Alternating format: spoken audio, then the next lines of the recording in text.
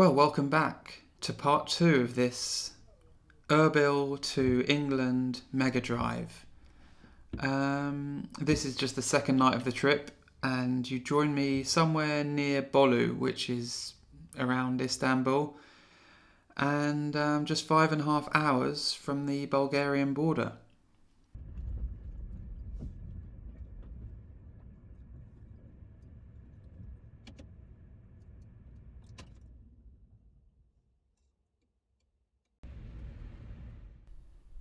So I was up and on the road early the following morning, just have a little drive and then find somewhere on the motorway to have some breakfast. This morning it was just a bit of bread that I'd bought from Mersin the day before, with a bit of local peanut butter.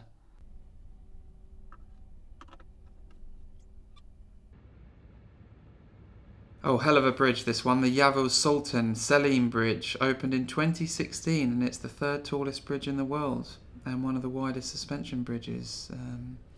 You can see one of the pillars disappearing into the clouds there.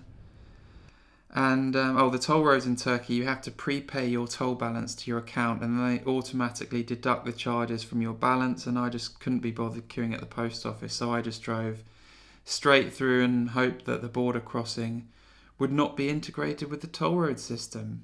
Is anybody still with me at this point? I did warn you, it's mainly driving footage.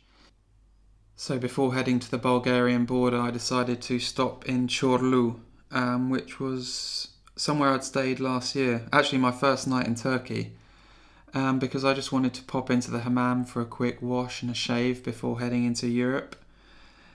And I took the opportunity to grab a bit of breakfast, and then I continued to the Bulgarian border.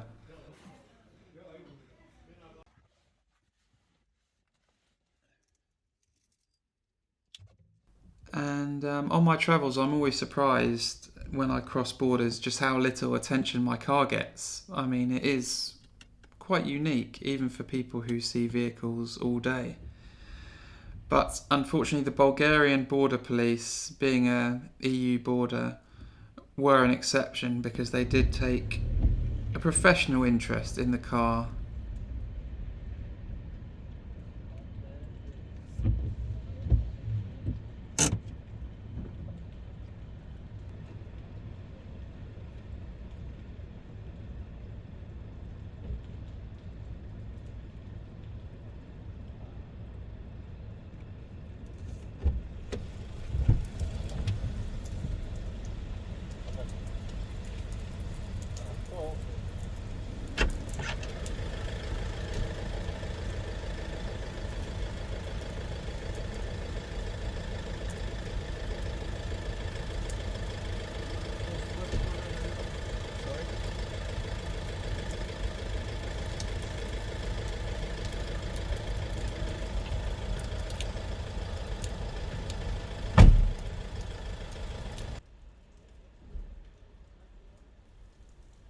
So they asked me to remove all my bags and put them on the table. They just left them there, they didn't have a look inside. And the car was sent for an X-ray as well. And that was pretty much it. After about an hour, I was in the EU. Oh, and Turkey's border was synchronised with their toll system, and I was asked to pay the £15 fine. Which was actually a good outcome because now I don't need to worry about coming back to Turkey as all my debts have been settled. And it's not like in the UK where you get fined £60 if you just cross into a bus lane. I thought £15 for a drive across the country as a fine, that's fine with me. And I was in Bulgaria. And with just 4 hours to cross Bulgaria to the Serbian border, I just decided to keep going. And just driving through Bulgaria reminded me of the winter that I'd been trying to avoid. It was cold, bleak, featureless land, but sometimes that's just a nice time to drive when it's cold outside, having a nice warm car, music or podcasts playing. It's just a nice peaceful place to be. And with days ahead for the drive, I was quite happy just driving through this wintry landscape. So here we have the road to the Serbian-Bulgarian border, which was a bit of a mess.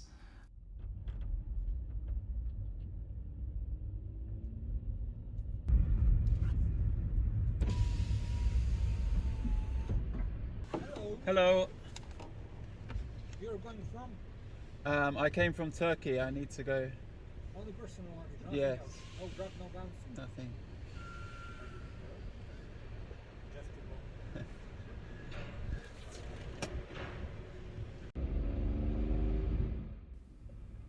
And it felt good to be back in the EU. The borders are just much more relaxed and easy to get through once you're inside, and I got into Serbia without much trouble. And yeah, it was strange to think that just a couple of days beforehand I'd been in Kurdistan, just so far from home, and just a couple of days driving and I'm right back in the EU. And I decided to drive straight to Belgrade, in capital of Serbia, just because I'm more comfortable stealth camping in a city area, because there's always going to be loads of places to park. And yeah, I could just enjoy a nice evening's drive, no more borders to cross, just a good time in the car.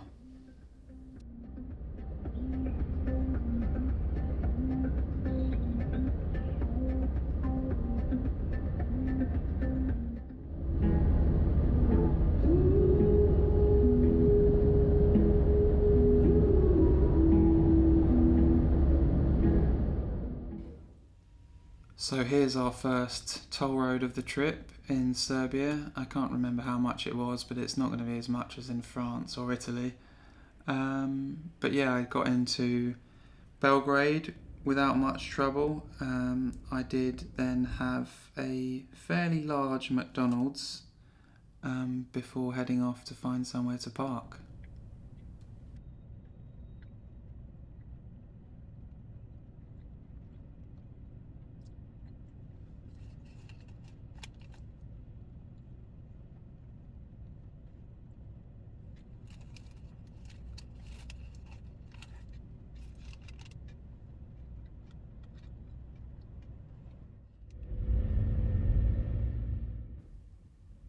And it didn't take me long to find exactly the type of parking I was looking for. Unassigned, half full residential car parks. This one was straight from the textbook, really. And it was well lit, but with the lights to the rear of the car, so the front of the car was still in shadows. And no walkway at the front, which meant no one walking past the car, and it was just the beauty of an urban park up, and I just fell straight to sleep.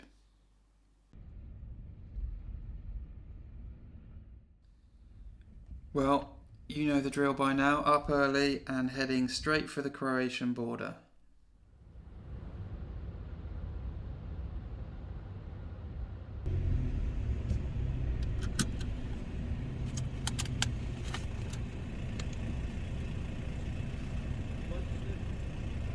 My car. It is, yeah. Why is that? It's a camping car.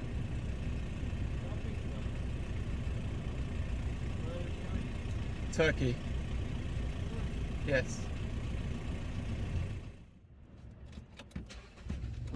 So even though the borders within the EU are quite easy to get through, I always feel a little bit anxious because I don't want people snooping around the car. So it's still a relief when you just visit a counter, show the passport and then get waved through. So I was very happy to be in Croatia with just a load of open road ahead of me, easy borders, and I was just really enjoying the drive at this point.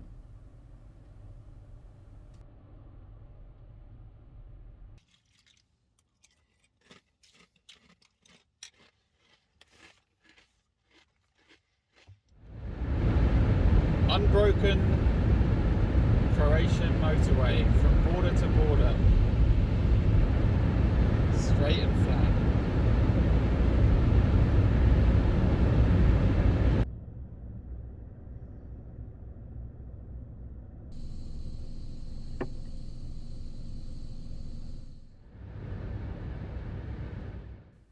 It's just a long, single motorway that crosses Croatia and connects the Serbian border with the Slovenian border. So it was just plain driving. Oh, I did have a brief panic when I lost my wallet. This happens to me about once a week where I lose my wallet or keys or phone, and it's a real panic because there are so few places that they could be in the car. So if it's not where it should be, I just start freaking out basically. And yeah, it happens once a week. This time it was just down the side of the seat, and it's always such a relief. I don't know how I could have lost it just driving in the car, but I still managed to get myself into these situations. And yeah, here we are speeding through another toll system in Croatia and heading towards the Slovenian border. Quick refuel, and yeah, that's it, straight for the border.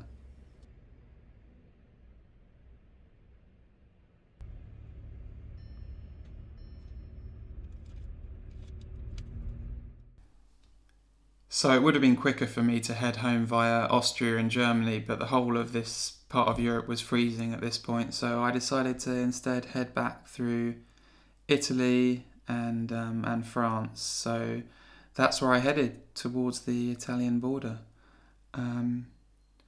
Quick stop for some Lidl bakery lunch, and then on with the journey.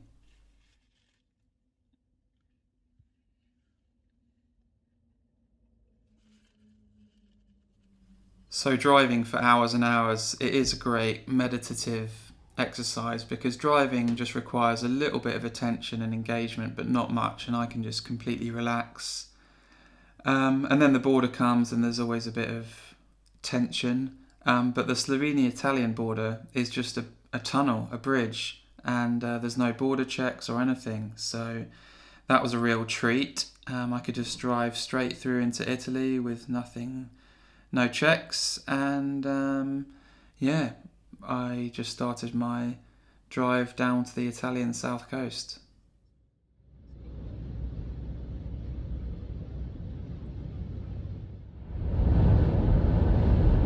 It's a great crime taking a motorway in Italy, just because there's so many nice small villages and little rural places and nice driving roads instead of this ugly motorway, but it's got to be done.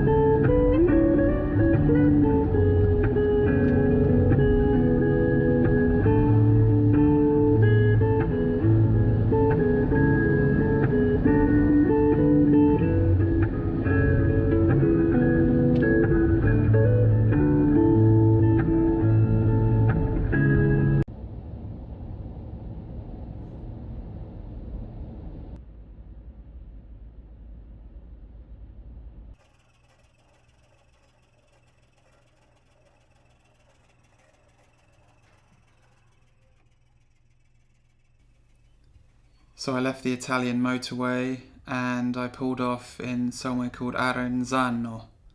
And it's always nice just stalking around a place late at night looking for a park up. And Arenzano is just a lovely seaside resort town, and had a little drive around there, and it didn't take me long to find a nice car park for the night. And so I just settled down and went to sleep.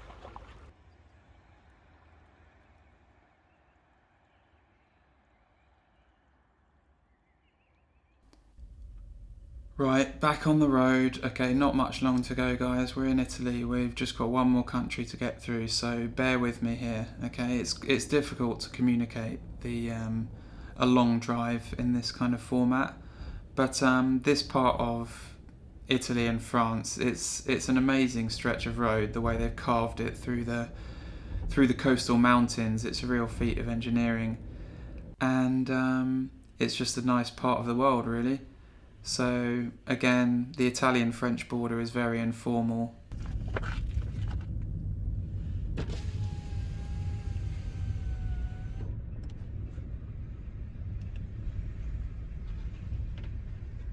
Bonjour.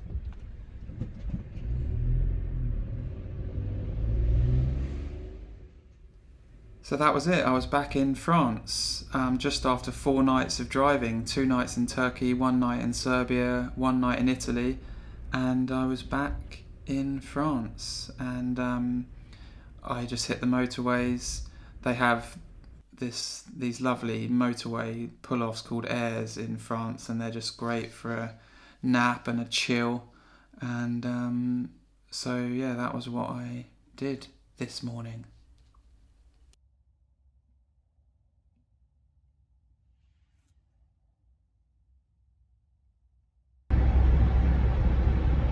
Well, it's amazing. This is the exact same motorway, but now that we're in France and there are no Italian drivers here, you don't get this flow of people going as absolutely as fast as they can the whole time. It is much more relaxing.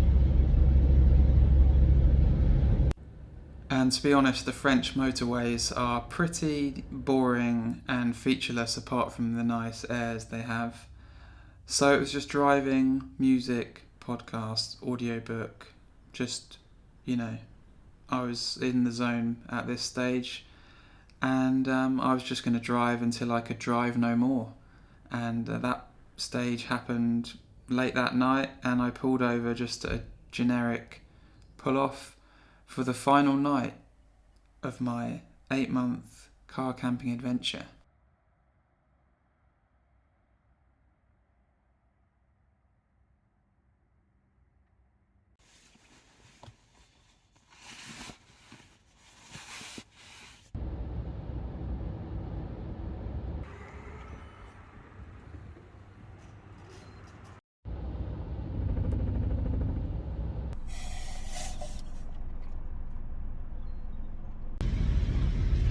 Absolutely brutal. Another 25 euros this morning.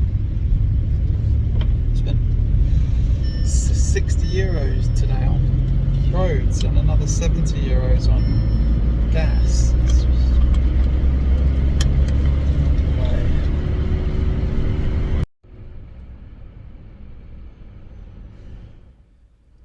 So the previous evening I'd booked a late morning ferry from Calais to Dover, and just headed straight for the ferry terminal.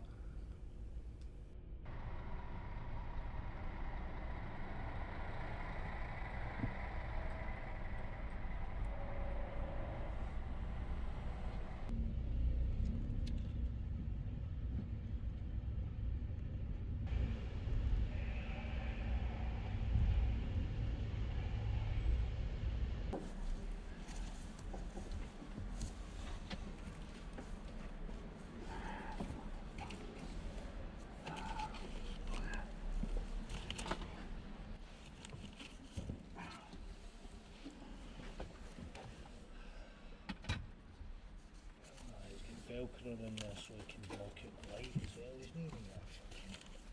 Velcro on the inside of the cells. So you can put up a wee He's curtain. used every bit of space, hasn't he? He has, mate. He's done it well, really.